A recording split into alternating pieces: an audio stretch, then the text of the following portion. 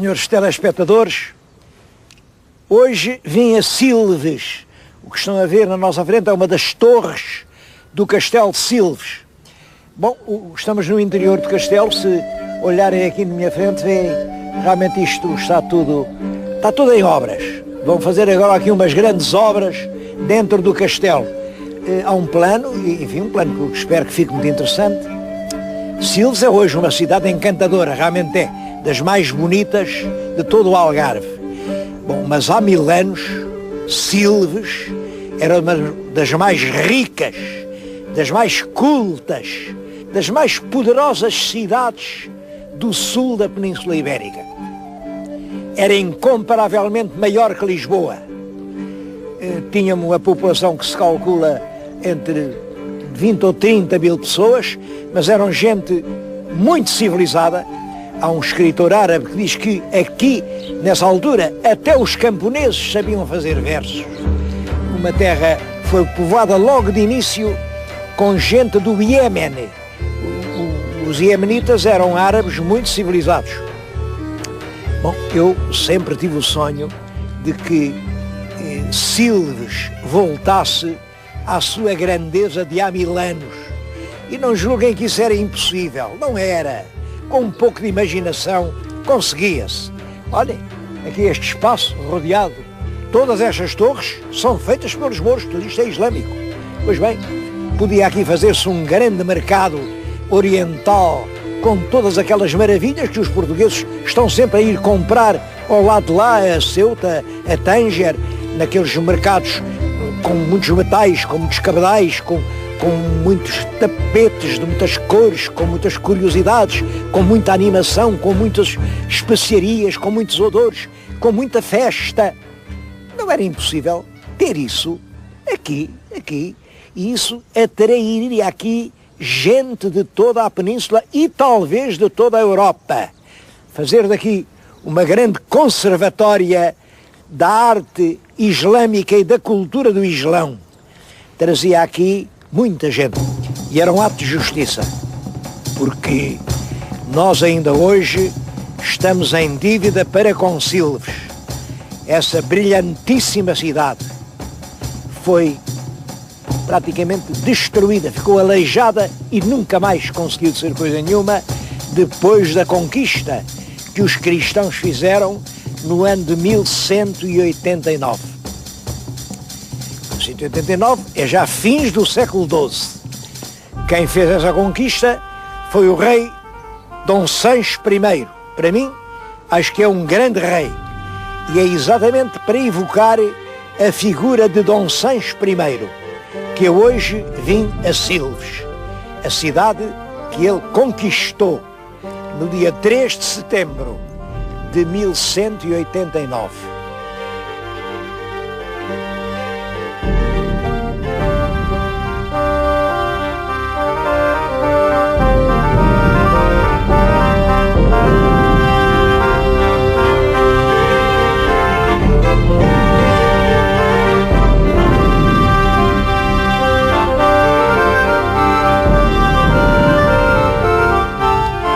Esta conquista de Silves só se compreende se nós tivermos bem presente o que é a época das cruzadas.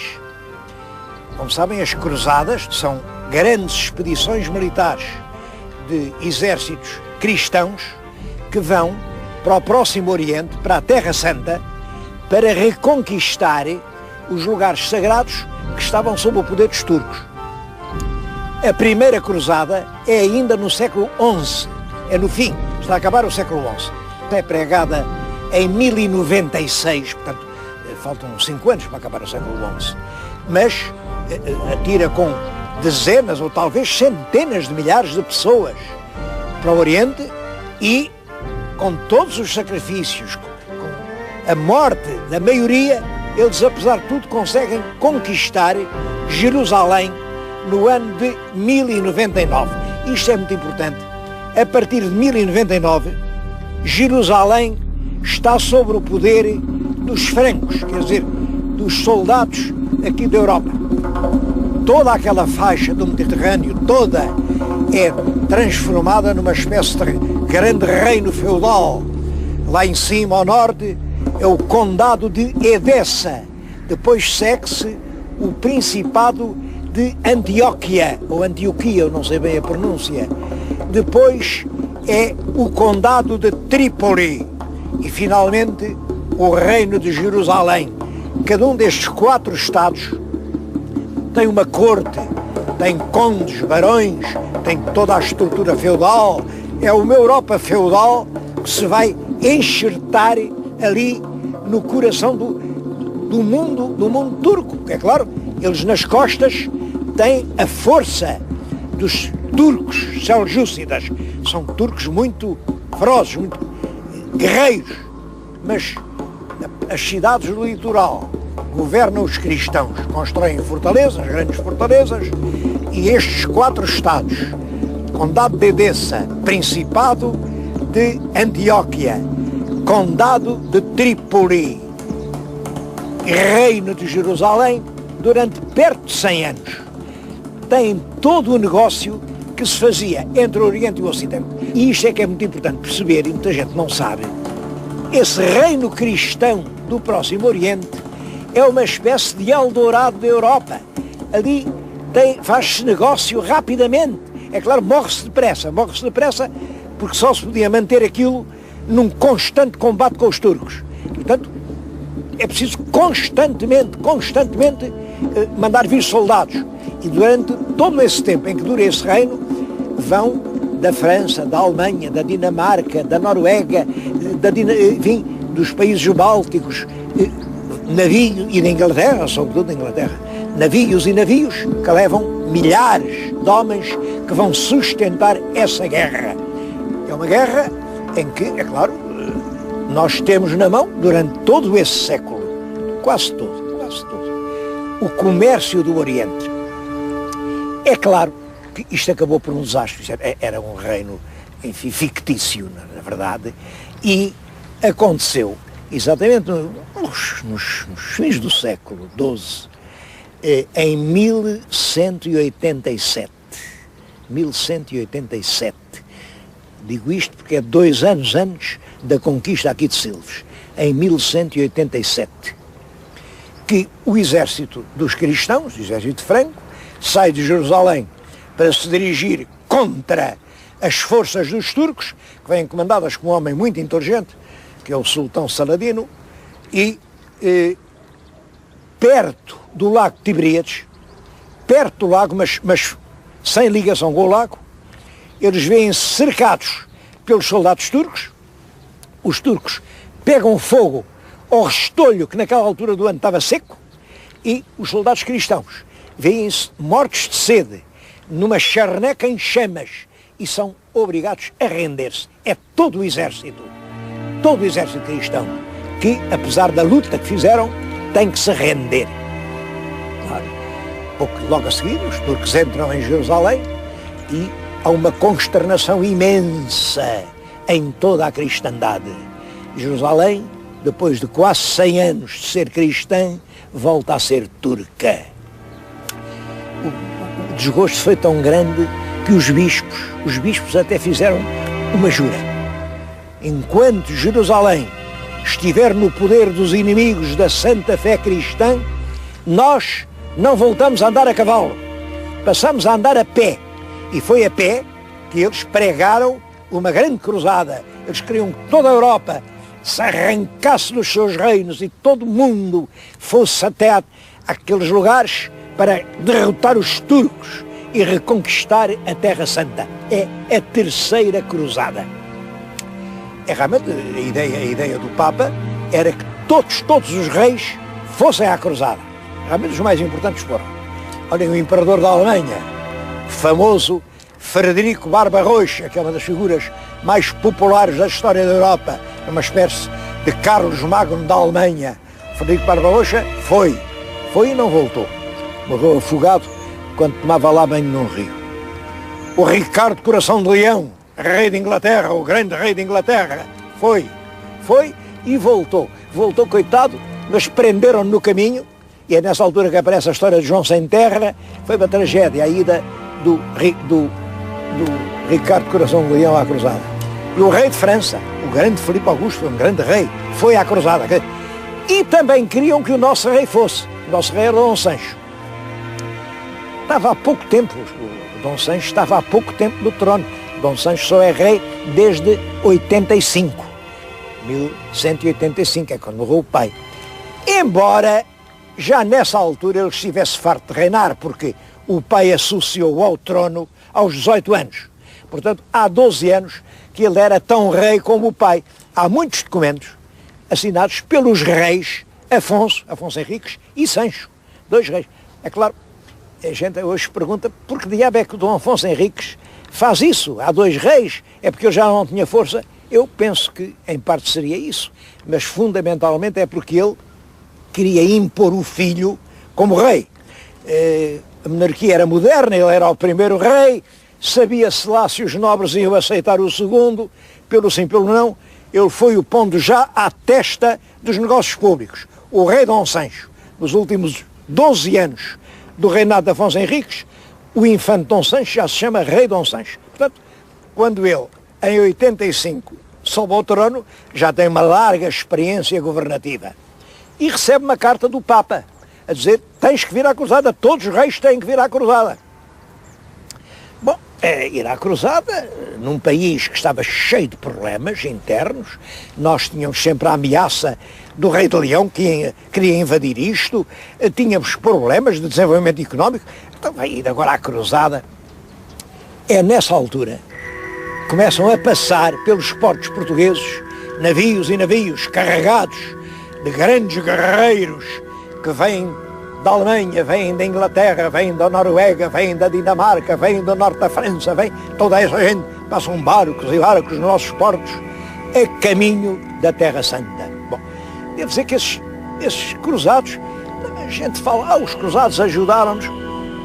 Essa gente, quando chegava aqui às nossas cidades, eram verdadeiras feras. Saltavam em terra, eles vinham com fome, agarravam em tudo, roubavam e, sobretudo, vinham com sede de mulheres, portanto, violavam as mulheres, era uma tragédia. E os habitantes tinham que se bater com eles ferozmente.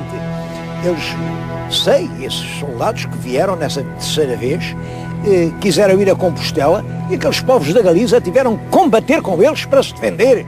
Bom, depois vieram dali, tocaram aqui em Lisboa, não sei o que fizeram, mas deixavam sempre um rastro de violência e de sangue. Depois foram a caminho da Terra Santa. Olhem, quando passaram aqui na costa do Algarve, viram ao longe, no alto monte, um lindo castelo.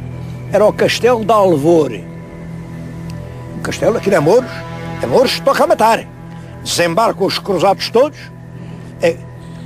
aquela gente dos campos, com medo, foi-se meter no castelo. Eles entraram no castelo e não ficou ninguém vivo. As fontes do tempo dizem que estavam lá 5.600 pessoas, pois eles cortaram 5.600 cabeças. Nem os animais ficaram vivos. Olha, o castelo de Alvor, desde então, nunca mais foi castelo. Quem hoje for a Alvor, bem pode perguntar onde era o castelo. Parece que nem as pedras conseguiram sobreviver. Bom, o novo rei de Portugal, está em Coimbra, Dom Sancho, e pensa, para que é que eles andam a destruir estas coisas, se em vez de matar, se eles conquistassem, dessem a mim, era muito melhor. Bom, e cerca de um mês depois, passa nova armada pelo Porto de Lisboa. Agora já não são tantos, na primeira vez eram 67 navios, agora eram 30 e tantos, que era a segunda parte de uma expedição. Mas o rei manda-lhes dizer, olha, no Algarve há realmente uma cidade muito boa, que não se vê do mar, mas que é muito boa, a cidade de Silves. Isso é que é uma cidade, não é lá Alvor. Se vocês conquistassem a cidade, é com a minha ajuda, vou lá também, e depois eu deixava-os saquear a cidade. Mas depois entregam-la a mim, fica para o reino de Portugal. E os cruzados concordaram. Entraram o Rio Arado, nessa altura o Rio Arado era navegável, até aqui perto da cidade, fundearam os seus navios e, em fins de junho de 1189, começa o cerco deste castelo. Devo dizer que não foi fácil, não foi fácil. É uma história terrível que eu lhes vou contar.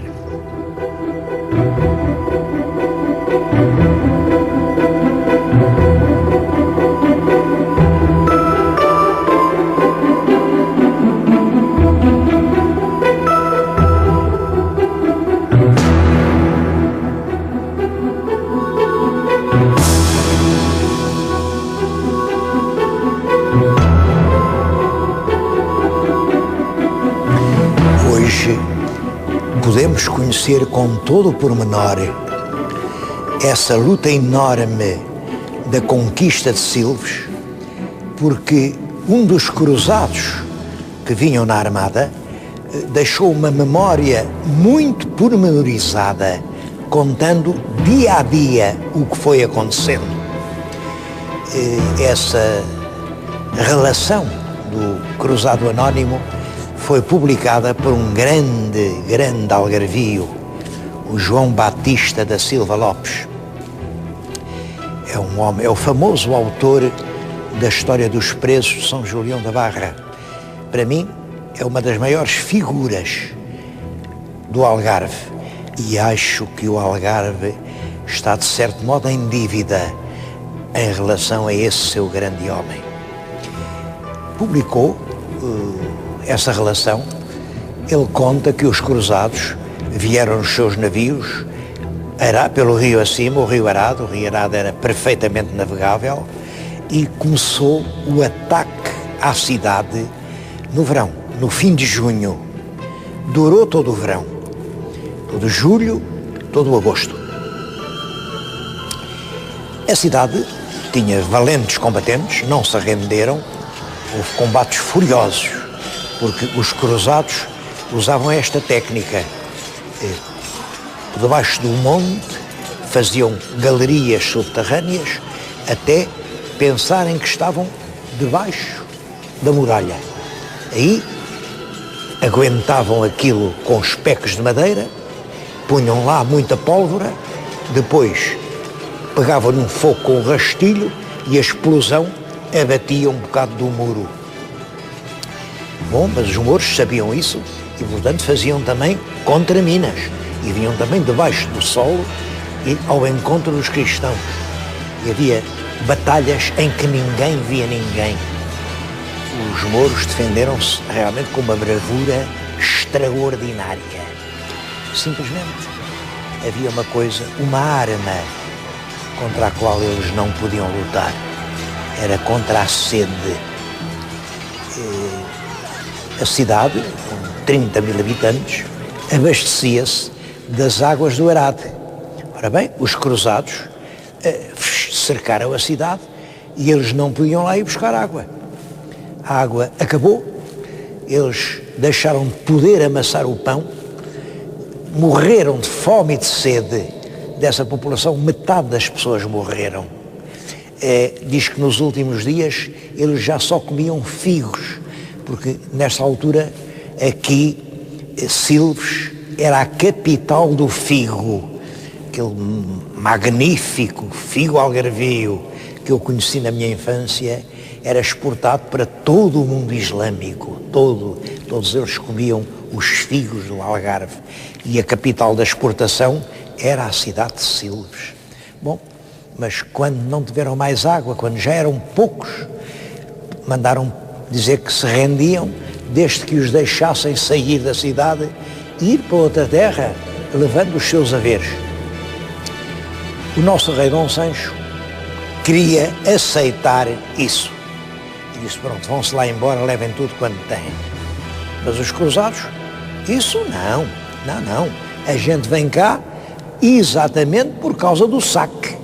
O senhor tem que nos deixar saquear. Bom, o rei disse, bom, está bem, eu prometi o saque, mas eu, em vez do saque, dou-lhes 10 mil moedas de ouro. Não, a gente antes quer o saque. O rei disse, bom, então, eu dou-lhes 20 mil moedas de ouro. Reparem, os cruzados eram cerca de 3 mil. 20 mil moedas de ouro era pagar a peso de ouro a cada gente. Disseram, não, porque o senhor, para arranjar esse dinheiro, tem que ir à sua terra. Era longe daqui, claro. O rei tinha o seu tesouro nas torres do castelo de Coimbra. Tem que ir a Coimbra e a gente não está disposto a esperar, não podemos perder tempo. Bom, o rei foi obrigado a fazer pelo menos uma coisa vocês respeitam. É a vida desta gente. Eles saem vestidos. Saem todos e saem cada um com o seu vestido. Não levam mais do que o vestido, não podem levar bagagens, mas levam o vestido. Bom, eles lá concordaram e saíram então os sobreviventes com os seus vestidos. Claro, naturalmente cada um procurou levar o vestido melhor, mais valioso que tinha. E o resultado foi que os cruzados caíram em cima deles, roubaram-lhes os vestidos, deixaram-nos nus. E foi sobre a Torreira do Sol que essa pobre gente saiu daqui a caminho de Sevilha. É impressionante o esforço que o rei Dom Sancho faz aqui para salvar os mouros, a vida dos mouros, os haveres dos mouros. E realmente isto ficou na posse cristã, porque os mouros morriam de sede. Devo dizer que isso serviu-lhes de lição. No ano seguinte, 2 anos depois, o Yacoub Almansor, o grande califa do norte da África, invadiu isto com muitas tropas, voltou a conquistar a cidade de Silves e, para não morrerem mais de sede, mandou fazer grandes depósitos de água. Eu estou a falar, já viram, num estranho sítio. Isto era a grande cisterna que havia no meio do castelo. Foi feito depois da conquista cristã pelos mouros, pelos almohadas. Era uma grande cisterna de água, chamam ainda hoje aqui o aljibe. O aljibe é uma das mais interessantes construções árabes que chegaram até hoje a Portugal. Infelizmente é quase desconhecida dos portugueses. Aqui está o aljibe, chegou intacto até aos nossos dias. Bom, e foi desta água que os mouros beberam até que em 1245 o Dom Afonso III voltou a conquistar definitivamente Silves para o domínio cristão.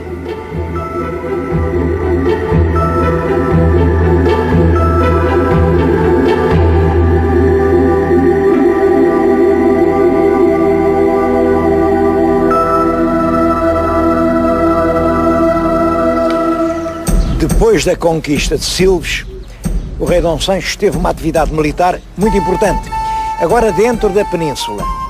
Bom, é preciso perceber que nessa altura a Península Hispânica está dividida em vários reinos. Tem ao norte a Navarra, tem depois Castela, depois Leão, Portugal, depois há toda a parte dos mouros, ao Aragão, e estes reinos não jogam certo.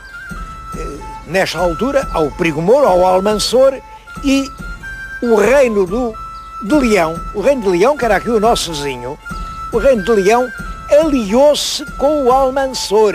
Quer dizer, o reino de Leão está do lado dos mouros. É isso que leva o Papa a pregar uma cruzada contra o reino de Leão. E realmente o rei de Portugal entrou nessa cruzada. Conseguiu conquistar Tui, Pontevedra. Depois tudo isso foi restituído, mas essas lutas entre os vários reinos peninsulares continuaram. O mais importante, em todo o caso, do rei Dom Sancho é a política interna que ele segue. Ele apoia inteiramente os concelhos, dá forais, dá muitos forais e fixa em terras que eram desertas núcleos de povoadores, ora, e muitas vezes estrangeiros. Muitas vezes dos tais cruzados passavam a caminho da Terra Santa, ele chamava-os, colocava-os num sítio, dava um foral e assim nasciam povoações. É um homem que realmente reorganiza a vida na base dos forais e dá também às ordens militares um grande poder, dá-lhes uma grande parte das terras conquistadas, porque ele tinha que organizar o território e ele apoia realmente conselhos e ordens contra a nobreza. Ele não fez nenhum grande nobre. Consegue que em Portugal há um senhor. Esse senhor é o rei. É o rei. Isto, é claro, era inspirado pelo direito romano. Ele tinha um chanceler, o chanceler Julião, já vinha do tempo do pai. E é um homem que estudou em Bolonha. Estudou direito romano em Bolonha. Ora bem, o que é que se aprendia em Bolonha? Em Bolonha dizia-se quem manda é o rei. E essa doutrina não era pacífica, porque o Papa entendia que em Portugal, reconquistado aos mouros, reconquistado para a Igreja, para a fé de Cristo, em Portugal quem mandava era o Papa e eram os bispos. Bom, daí grandes lutas do rei Dom Sancho com os bispos. Ficaram famosas as lutas com o bispo do Porto, com o bispo de Coimbra, e por isso ele foi excomungado, o reino foi interdito, houve lutas tremendas, mas ele pôde sempre com a sua, e nas terras dos bispos quem fazia justiça era o rei, quem cobrava impostos era o rei. Claro, isto origina conflitos tremendos, mas isto é uma luta pela independência de Portugal, porque ser independente não era só ser independente em relação à Espanha, era também ser independente em relação a todos os outros poderes que seriam exercer em Portugal. A gente admira-se da obra enorme de reconstrução deste rei Dom Sancho, sobretudo quando se lembra de uma coisa de que até há pouco tempo os historiadores se esqueceram. O rei Dom Sancho, a certa altura, foi atingido por uma doença terrível, a lepra. Toda a gente sabe que o filho dele, Dom Afonso II, o Gafo, morreu leproso, mas foi o Dr. Montalvão Machado, um eminente académico da Academia Portuguesa de História, quem publicou uma investigação, a meu ver, definitiva, em que prova que também El Rei Dom Sancho I morreu de lepra. E é esse homem, comido pela lepra, que agoniza numa lenta agonia e que acaba, já no fim da vida, por, enfim, fazer as pazes com a Igreja, restituir à Igreja e para dar no seu testamento uma avultada quantia ao Papa, como indenização dos prejuízos que lhe tinha causado, mas é esse pobre rei leproso que faz de Portugal o país do futuro, um país municipal, um país do poder popular, um país onde o senhor dos fidalgos é nenhum, um país unificado sob a égide do rei e onde o verdadeiro senhor é o povo de Portugal.